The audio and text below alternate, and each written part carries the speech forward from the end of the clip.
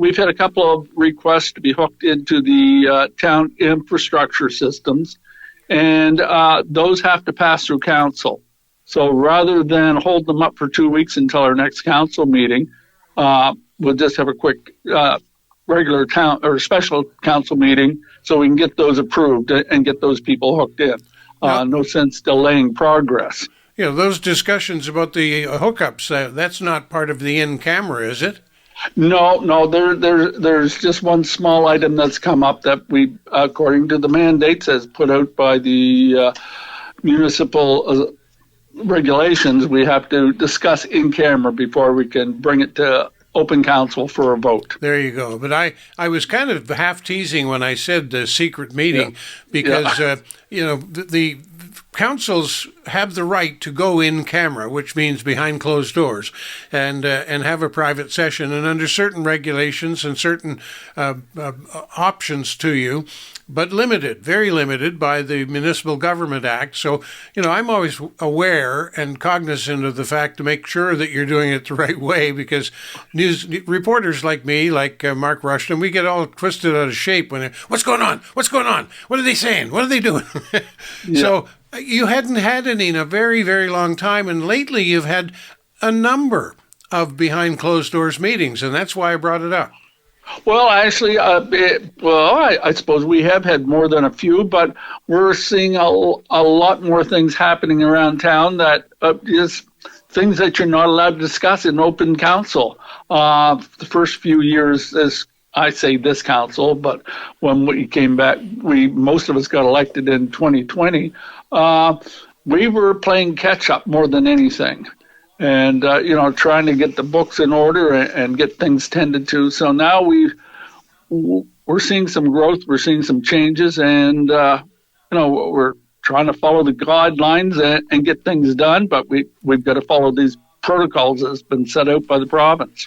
Yeah, indeed. And as I say, having the larger the council, usually the more often you have an in-camera meeting. Municipality of Cumberland generally has an in-camera meeting almost prior to every council meeting. Not always, but a lot of the time. And of course, my bugaboo is the Village Commission in Pugwash, which almost always meets before the regular meeting. And they may or may not know that what they're doing is wrong. In fact, it's something they've done traditionally for years and years. The former clerk used to call it the getting the ducks in a row meeting. Right. which is exactly what the Municipal Government Act says you shouldn't do. You shouldn't be getting your ducks lined up and you make this motion and you make that motion and you do this and you do that. That's supposed to happen in public, and that's why I'm so cognizant of it, certainly. But sorry, go ahead. Well, I was going to say, Linda, our CAO, and Stan, who's the assistant, have been attending some meetings on properly conducting how to run meetings and how to keep everything above board. So we're slowly adapting all these regulations to our meetings. We've discovered that, when a motion is made and seconded, only then do we have a discussion about it. We don't have a discussion when the motion's first made. That's right. These are little things. So we're trying to incorporate them into every meeting. So, down the road, we've already set the precedent. This is how it's done. Well, not only that, but I think you'll find out. I also had taken some very specific training in how to run meetings and parliamentary procedure and all of that, and a certificate course one time. And what you'll find is not only are you doing it the right way, but you probably will see shorter meetings when you do it the right way. That's right. Because a lot of councils still, and you've just made the point, that you have to have a motion and a seconder, put a motion on the floor before you debate it. And a lot of councils still get in there and somebody raises a question, then you go off on this big long debate, and at the end of the debate you've arrived at your decision, so somebody makes the motion to do it. Right. Which is backwards. You're supposed to have a call to action, that's the motion, a seconder to agree that we really want to deal with that motion, and then you debate it and come to a conclusion, and that's what it's all about. And most places don't do that, so I tip the hat to you. Well, I mean, I've got to give credit to our CAO. She's been working diligently to get these let's say, protocols in place for us properly. So things have been going smoother. So it's working. You're right.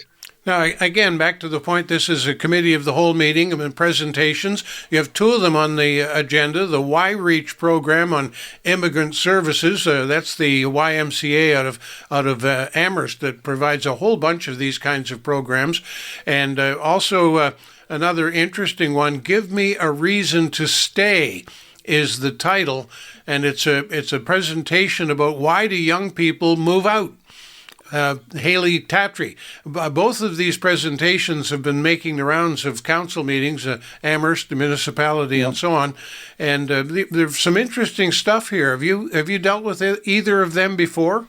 Well, actually, I know Haley. She's an Oxford resident originally before she headed off to university. So, yeah, I think, yes, we've had dealings, well, not so much with Haley as far as council goes, but with the Y, yes. So these things are always good because it helps inform the public, and it sort of opens up these ideas to the public as well. So, yeah, I'm looking forward to hearing these presentations tonight.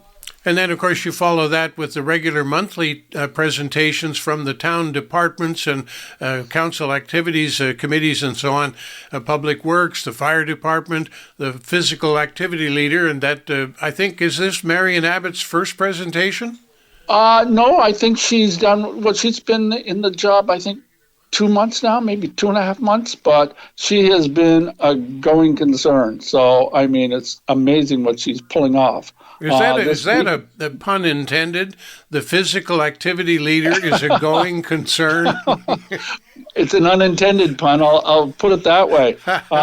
She's organized a yard sale for this weekend. I just counted them. There's 27 different residences planning on, or places holding a yard sale this Saturday.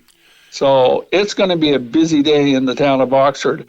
A lot of communities, a lot of families, a lot of groups are getting involved in this. And that's what you want to see. You want to see a town that's involved in what's going on. You want to see the people involved. So now, I think you mentioned there's a bunch of activities coming up. Oh, my goodness. I've got a list here. There's concerts taking place. There's walks. There's a walk taking place tonight. Nova Scotia Walks Day. It's today at 6:30. They're meeting at the Station Street Gazebo, going on a walk. There's one again next Wednesday night, same time. She's organizing the Terry Fox Run. We haven't had that in Oxford for a while, so she's getting that started, and that's not until September. So, yeah, there's all kinds of things going on in Oxford. It's a busy place. Well, tell me more, because I think you suggested earlier that you've got a whole ton of stuff going on. Well, I thought that is a lot for what has been going on sometimes. Like I say, it's just I don't have all my papers with me, Bill. You've caught me. You've painted me into a corner. I don't know how to get myself out of it. Well, I was kind of digging myself out of the corner, because as you spoke about these, I realized that we provide a service to promote events and functions and activities. None of them have taken advantage of that service coming up, and I thought we had been building something in that regard to help you with that. Well, I thought we had too, Bill. I'll have to check on that again. So, I will. I haven't seen Marion today. I haven't seen Marion this week. She's been running the roads, basically getting things organized for stuff. So I'll make sure she gets you included on the stuff she sends out. Well, I'm thinking of anything that's taking place. The activities, for example, at the Capitol Theatre, and church activities that go on, and anything at all. We have it both on our website, and I talk about it here in the morning program as well. So glad to help. And of course, that Mark Rushton guy is kind of a what would I call him? A silent partner of sorts. We kind of get together on a bunch of stuff. He with his new online newspaper that he has going, And between the two of us, we kind of get upset when I know something that he doesn't know, and he gives me the da-da-da-da-da when he knows something that I don't know. So we got to keep up with that Rushton fella. Yeah, well, we do. Like I say, he's the man in the know, as we call him.